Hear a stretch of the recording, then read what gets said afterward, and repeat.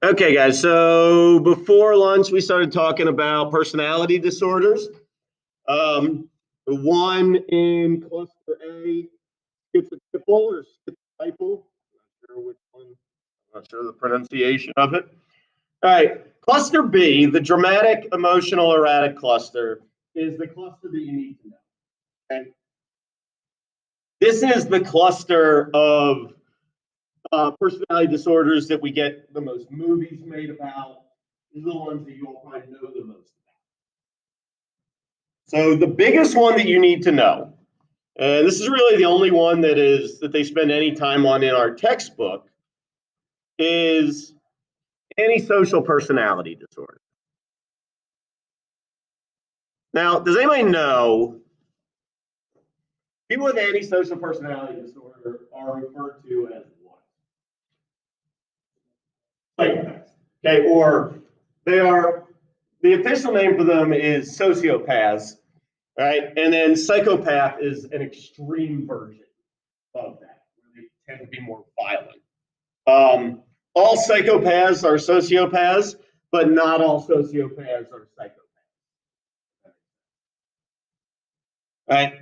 Antisocial personality disorder does not mean that they are not social. Right? What it means is that they do not have their personality, how they are as a person, goes against society. Okay? They literally have a personality that does not work in society because they not always, but they tend to be very bad people. This is because of a couple personality traits.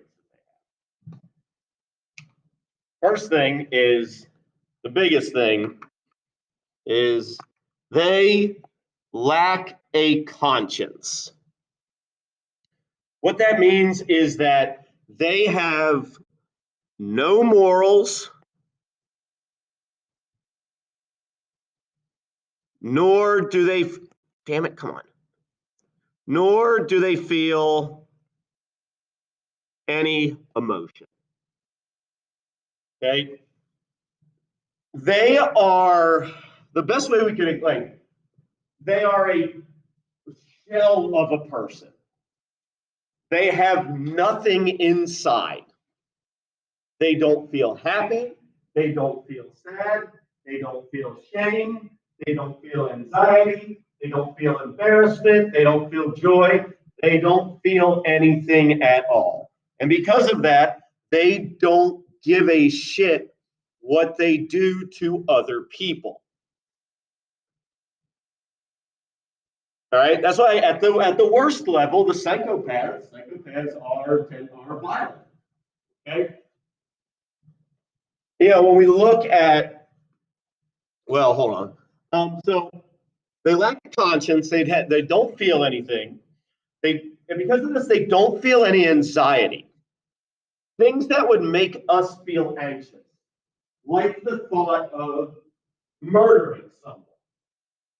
Hopefully, most of us that think like, I don't think I could ever do that. Or it could be, stealing from your grandmother, right? Most of us would not do that either, right? Just the thought of it causes anxiety. They don't have that. They have found that with psychopaths, situations that usually cause people anxiety, whether it is public speaking, asking someone out, whatever, they don't feel it and they show low, sorry, this is what it's doing with recording. They show low amygdala reactivity. Like their amygdala just doesn't show as much activity.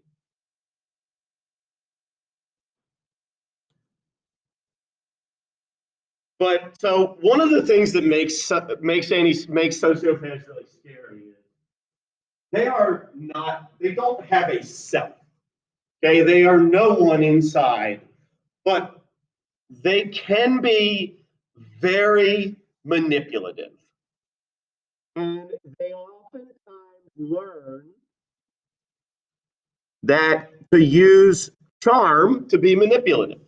They can a lot of times be very charming. A lot of times very high intelligence. Okay. And they can seem like they are very nice. They use that to manipulate people. To get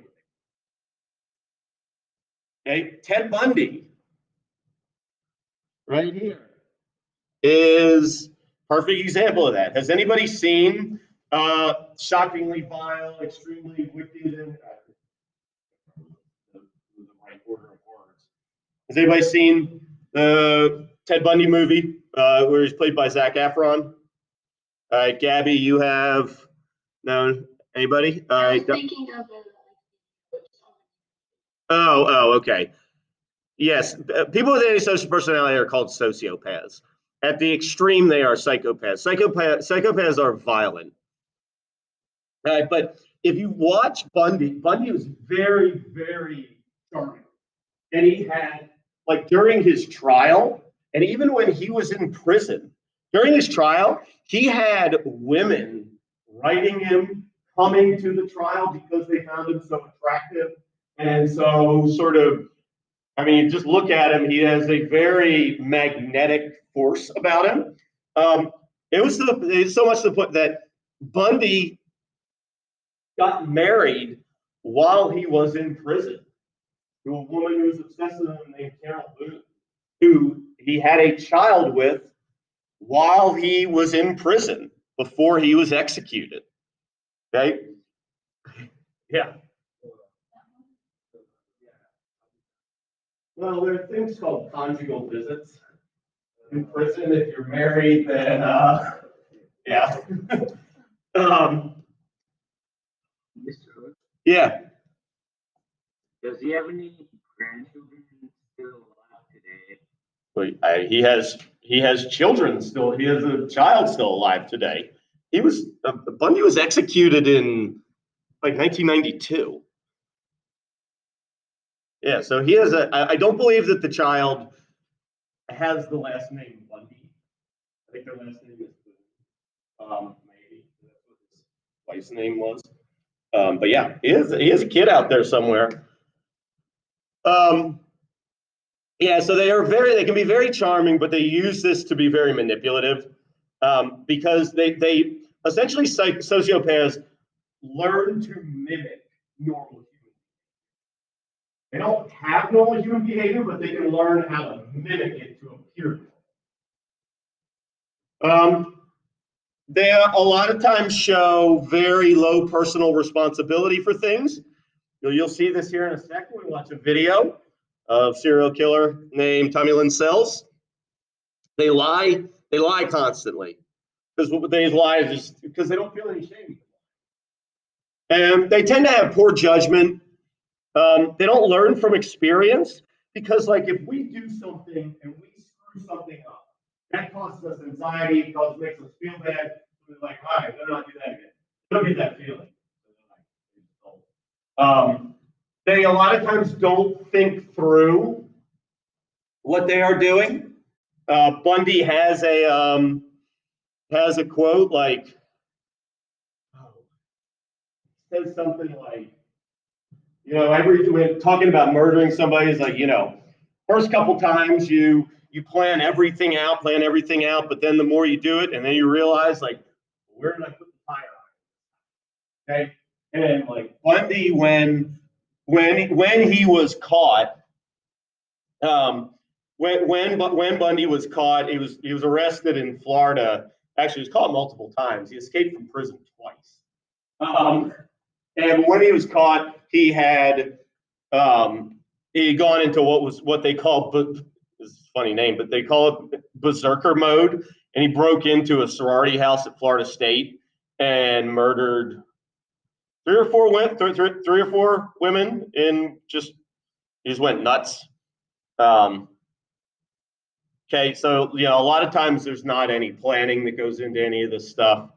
So Bundy is like the most pure, he's like the most pure psychopath that there is. Because he has the charm, he has the intelligence, all right? And then there's Dennis Rader. BTK, who never showed any remorse for anything, but he's kind of an idiot.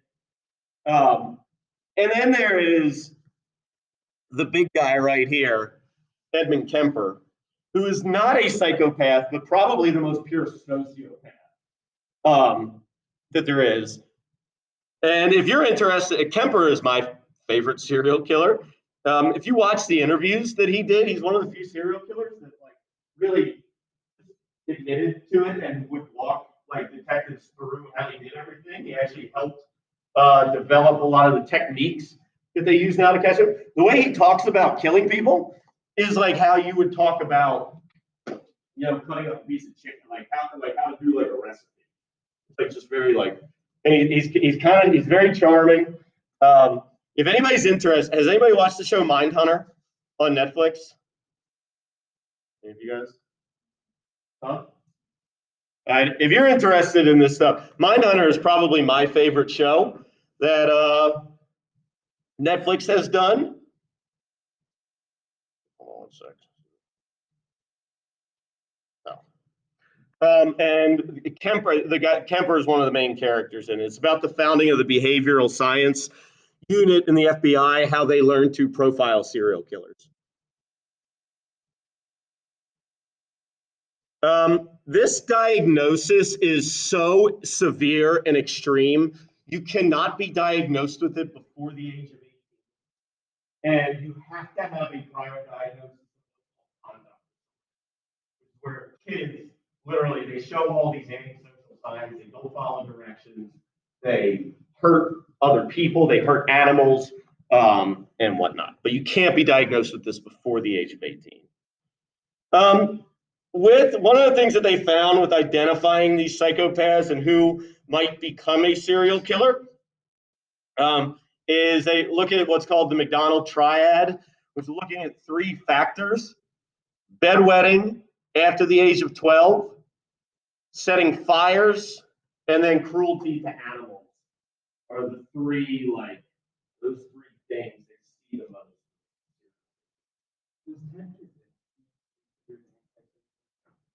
No, Kaczynski's like a whole different, because he was doing all that stuff because out of basically anger. Yeah, and he was trying to get his manifesto. He was trying to get his manifesto out there, but no, he would not be considered. He would maybe fall into the narcissistic quality, but his personality would probably fall more into the like the odd eccentric group too, because he was a strange person. That's a real did you watch the show Manhunt? It's on Netflix. It's really good about Kaczynski. Show on Netflix is called Mindhunter. All right, so we're gonna watch a video. It's about 7 minutes long. All right, this is about serial killer named Tommy Lynn Sells. The Impossible. Okay, all right, thank you. I need to watch. Tommy Lynn Sells, who was executed in 2014 for 1 murder, but they estimate that he murdered around 22 people probably. And you're going to see right here, he is a pure psychopath, okay? And you're going to see the qualities. I want you to notice, though, how does he talk about the murders? Some of the phrasing he uses with them in describing them, he's very honest about it. Some of the phrasing he uses is very interesting. And I want you to watch his eyes. His eyes are creepy because there is nothing behind them. Okay?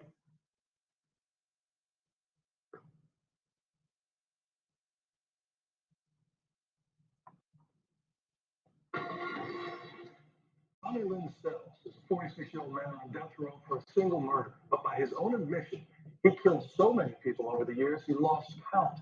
That level of violent evil makes Sells' brain an object of fascination for neuroscientists hoping to understand what makes a psychopath tick.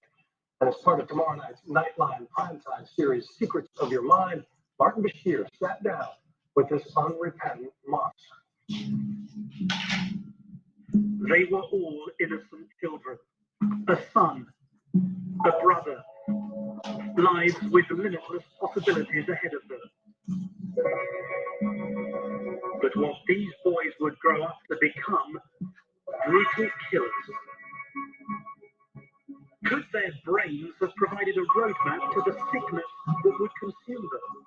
First time I killed somebody, it was such a rush. Tommy Lynn Sells was once a little boy growing up in St. Louis, but around the age of 14, he says he became addicted to killing. How many people have you killed? Lord, I don't know. I don't know. 10, Yeah, 20, 30, it's up there. 50? See, I'm not Billy the Kid making notches on my poster, so I know it's been a lot. Psychopaths are individuals who lack conscience, they lack remorse, they lack guilt. That's one of the reasons why they terrorize society so much. Sells is on death row for one murder, but he's linked to at least 17 more. The drifter's vagrant lifestyle helped him elude police for nearly 15 years, as victims turned up from coast to coast. I am hatred.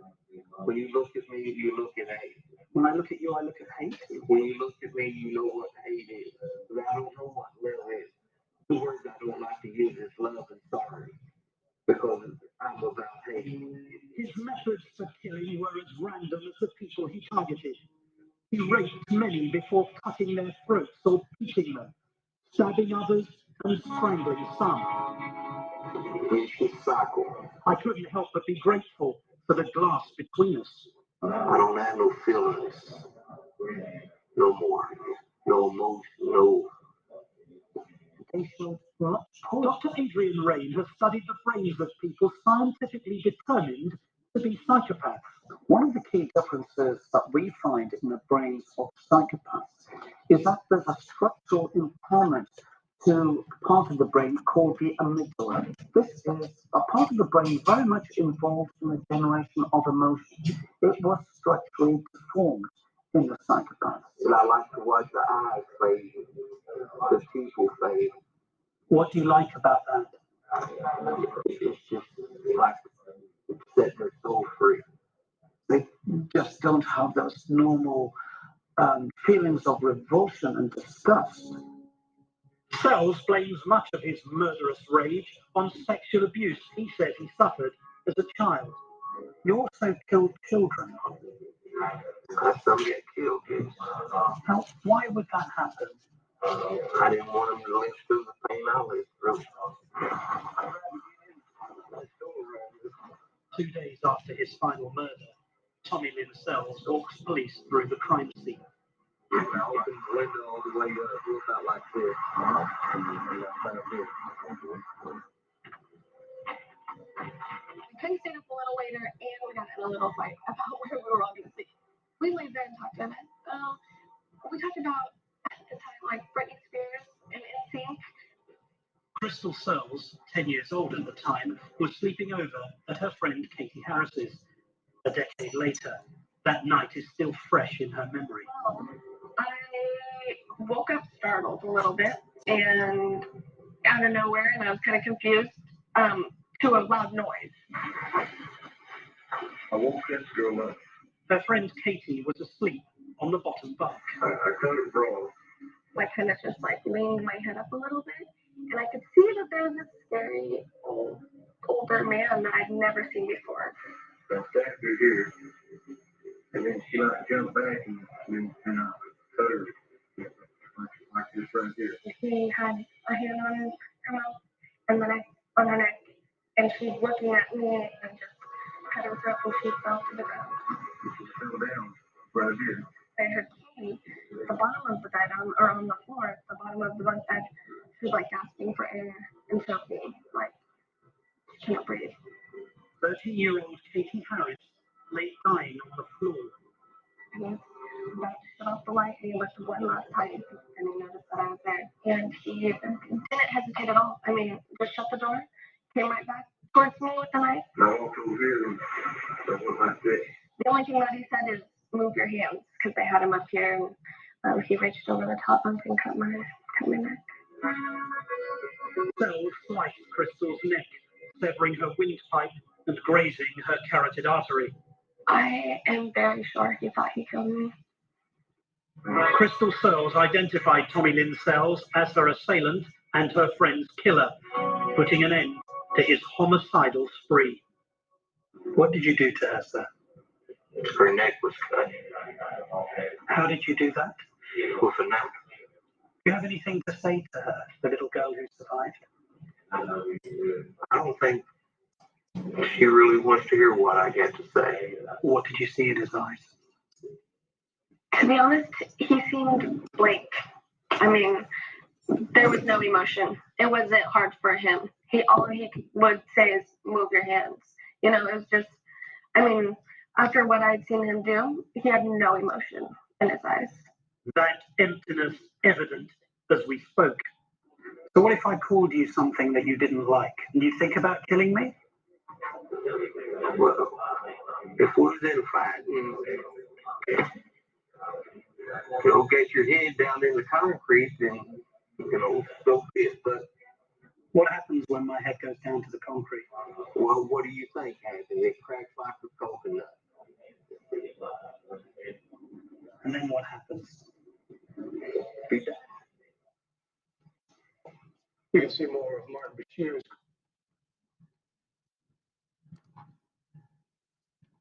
Okay, guys. All right. So, anybody notice anything interesting about how he describes the murders?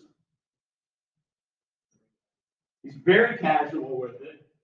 Yeah. Anything else interesting that you noticed in like kind of like his phrasing and how he describes them? So it's interesting to use a passive voice rather than an active voice. What does that mean? Sorry, I'm not Mr. Mercado, so I'm sure you're right. What does that mean to use a passive or active voice? Yeah, no. Okay. Aditi, can you explain? Maybe you're typing. Like, I would just think that he would never say, I did this. It's more like, that happened to her. Exactly. It's that lack of responsibility. Even when he's asked, you killed some kids, and he doesn't say, yes, I did. He goes, some got killed. Okay, where it's just like, well, that's something that happened. Okay, it is that lack of responsibility and clearly that lack of remorse that you see there. And then behind his eyes, like you can just tell, like there's nothing. All right. So, are there any questions about antisocial personality disorder?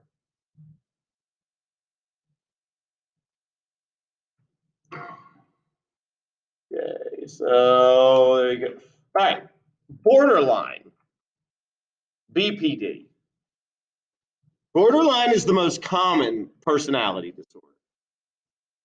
Somewhere around 5.5% of the population, somewhere between 2 and 5%.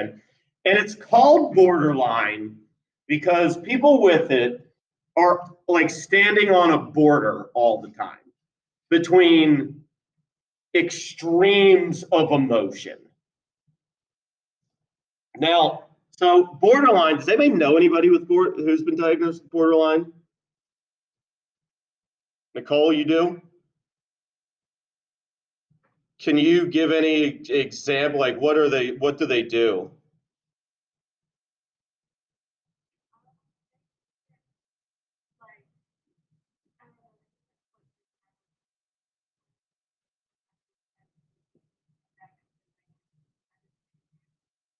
Okay, all right, yep.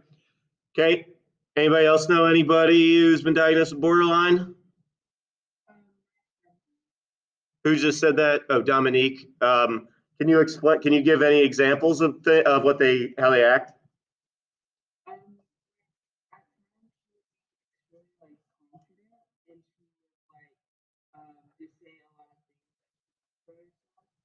And then, like, a couple hours later, she would, like, come to me crying and say, like, I hate my body and stuff like that. It was very contradicting most of the time. Okay. Lauren, you say you do too. All right, can you give any examples of how they are?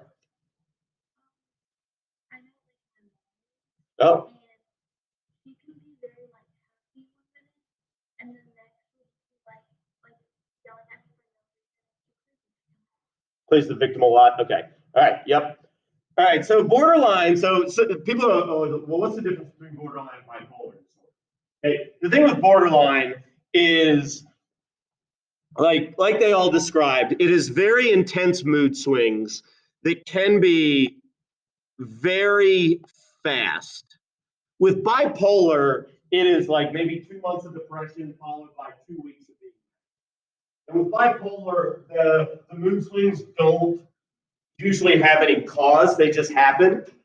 With borderline, the mood swings can have a cause and they just experience the extremes of like normal emotions that we would experience. Like Lauren just said, okay, somebody with borderline who gets mad about something is not like me getting mad where I'm like, shit, that sucks. They are like, they're going to take it to the extreme. Also, if they are happy about something, they're going to be unbelievably happy about it. Okay, they go to extremes. This is one of the main things with BPD is it. A lot of times, people with BPD have extreme instability in their relationships, in their careers, all of these things because of the rapid cycling of moods. They also tend to have a very intense fear of abandonment. And in relationships, we're going to watch a video here in a sec, but in relationships, they're going to be very, very, very worried about that all the time. So much so that a lot of times they will abandon somebody before they can be abandoned, or their sort of neediness and whatnot will cause them to be abandoned. It's a self-fulfilling prophecy. They often tend to be very, very lonely. They're very lonely inside.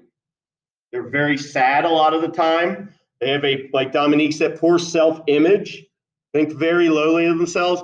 But a lot of times to feel fulfilled, they do extreme attention-seeking, impulsive behavior. They can tend to be very sexually promiscuous because they like crave that touch and affection and whatnot. They sometimes will they will display like manic type behavior, going on spending sprees, whatnot. But they are very, very unstable in relationships. They will have friends and then they won't be friends with the person anymore. Okay, they're very, very difficult to be friends with because they're like just in there all the time. Has anybody ever seen the movie The Cable Guy? Carrie? It's like one of his like darker comedies. His character in that has borderline personality disorder. Right. Does anybody who knows want to add anything? I got a quick video. This one is diagnosed more often in females than males. Antisocial is by far more males. Borderline is more females.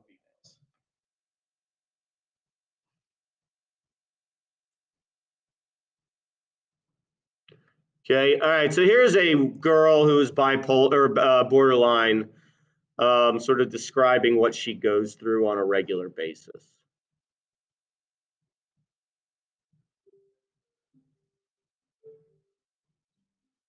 People with borderline personality disorder experience chronic feelings of emptiness.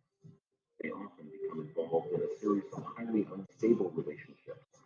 They are irrational and have a pathological fear of abandonment.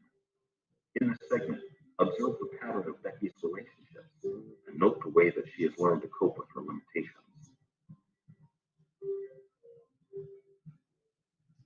It's like I feed off of physical contact. I mean, and I know the whole thing about babies needing to be touched when they're little, and there's that whole thing. So my feeling probably isn't uncommon, but to me it's just completely overwhelming. I mean, it's like I'm a very touchy-feely person if you're in my little circle or whatever. But I mean, if I don't get that physical contact, that's another trigger. I'll start to go off into one of my cutting phases.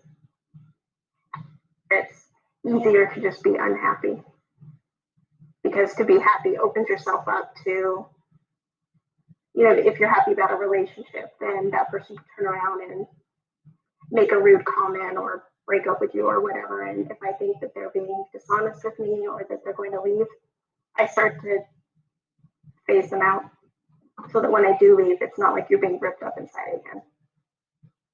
It doesn't matter if they're actually leaving. We can be at a store and I lose track of them. I can't see them anymore. And I absolutely just flip out. I can't breathe. I can't be around people. I mean, I hate crowds. Crowds just freak me out. And if I lose the person I'm with, then it just is compounded by 100,000. And then when I find them, I'm not very nice. I'm, where the hell were you? And all sorts of profanities. And then once I calm down, I apologize and realize I was being irrational, but couldn't see that in the moment. Okay, so you can see there, all right, that's some of the qualities. And that, like she said, one of the things is, like, they will have these extremes of emotions and then realize after the fact, like, oh, that wasn't. And so it's always this cycle of, like, getting mad about something and then apologizing, and then getting mad about something and then apologizing and whatnot. All right, any questions on BPD? I had a student a couple years ago. I was talking about this, and she turned to her friend and was like, "This sounds like me." Like, not me, but she was like, "Oh my God, this is like a description of her." She didn't even realize it. All right, last one. Narcissistic personality disorder, NPD. Okay. This is different than being just a narcissist. Okay, everybody has a little bit of narcissism. The self-serving bias. Narcissistic personality disorder, though, is when the narcissism is the key part of their personality. And they have a very overinflated, unwarranted sense of self-importance. They believe that they are the center of the universe, that everything revolves around them. They often tend to not really care about what other people do. They underestimate others' accomplishments. They don't really give they don't reciprocate interest or whatnot, because they just think that everything should just come to them. I'll give you, so you got to have 5 of these 9 criteria. Grandiose sense of self-importance, over-exaggerating achievements, fantasies of unlimited power, belief that they're special and unique, and a lot of times they only associate with other people they consider special and unique. They require excessive attention because they have very fragile, self-esteem is very, very fragile. They have a sense of entitlement. They expect people to just go along with whatever they do. They tend to take advantage of others. They tend to lack empathy. They are often very envious of other people that have things, but also believe that people are very envious of them. And then they are extremely arrogant. Okay.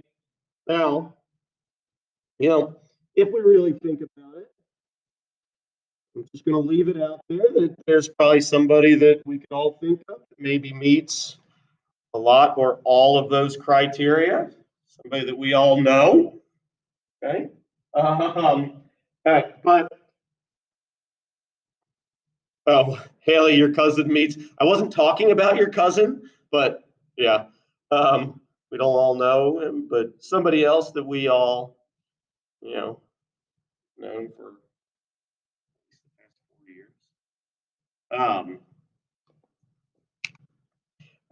So narcissists, a lot of times this is comorbid, meaning it exists. You see I can't write on that. With antisocial personality disorder, you see narcissism, NPD and ASPD go together a lot of times. So like Ted Bundy is a textbook psychopath, but also a textbook narcissist. The psychopaths, because they don't care about anybody else, they are the center of their own universe. It's comorbid with what? It's a lot of times comorbid with antisocial personality disorder.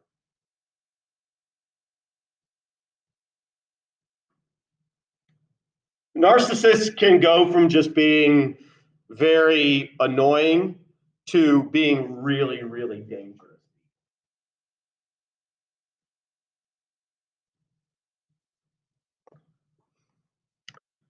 And I'm trying to think if there are any characters. The Mark Zuckerberg character in The Social Network, if anybody's ever seen that, and if you haven't, that movie's fantastic. But the Jesse Eisenberg, the guy who plays Mark Zuckerberg in that movie, plays him very much as a narcissist.